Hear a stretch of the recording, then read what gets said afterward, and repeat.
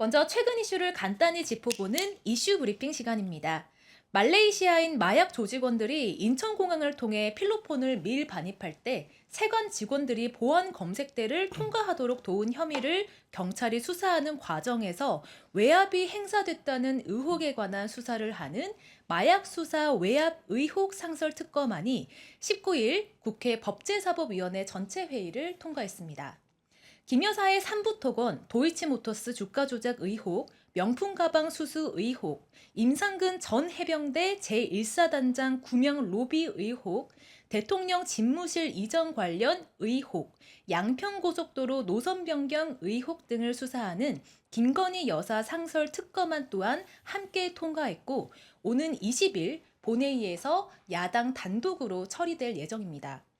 상설특검 수사 요구안은 일반 특검법과는 달리 대통령이 제2요구권을 행사할 수 없습니다. 그러나 대통령이 특검을 임명하지 않는다면 상설특검이 사실상 불가능한데요. 윤석열 정부 비상계엄 사건 상설특검안이 본회의의 문턱을 넘었지만 최상목 권한대행이 아직 특검을 지정하지 않은 상태입니다. 최상목은 82일 만에 6차례 9개 거부권을 행사하면서 한덕수보다 심해라는 평가를 받고 있습니다.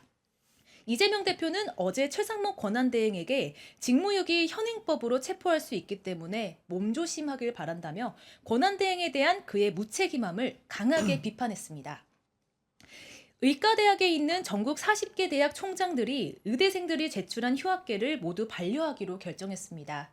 총장들은 유급이나 재적 등 사항이 발생하면 학칙에서 규정한 원칙대로 처리하기로 뜻을 모았고요. 교육청이 지정한 복학 데드라인인 이달 말까지 복귀하지 않을 경우 학칙대로 조치될 가능성이 커졌습니다. 일부 대학들은 재적으로 빈자리가 생기면 편입학 학생을 뽑아 채우는 방안을 적극 검토 중이라고 하고요. 이번엔 원칙을 지키는 걸 보여준다는 입장입니다. 지난달 17일 기준 8개 거점 국립대 의대 복학 신청 인원은 291명에 그쳤습니다.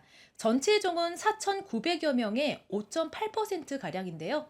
휴학한 의대생과 전공의들 중 일부 강경파는 복귀자를 배신자로 규정할 거고 동료로 생각하지 않겠다고 선언하기도 했습니다.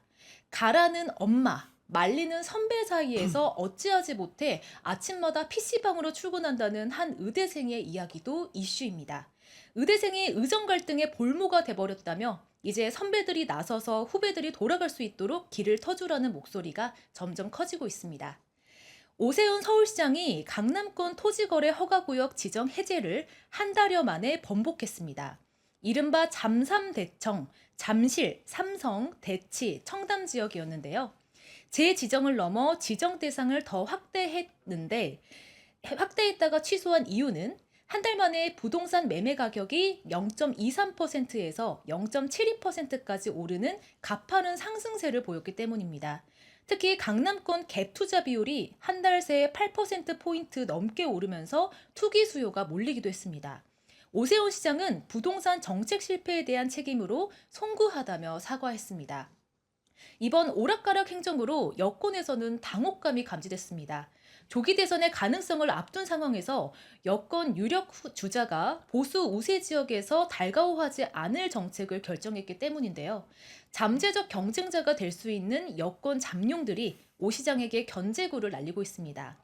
문제가 되는 모든 여권 의원들에게 견제구를 가장 앞장서서 날리고 있는 안철수 의원은 서울 부동산 값이 폭등하는 원인을 제공한 곳이라며 잘못을 다시 한번 짚었습니다.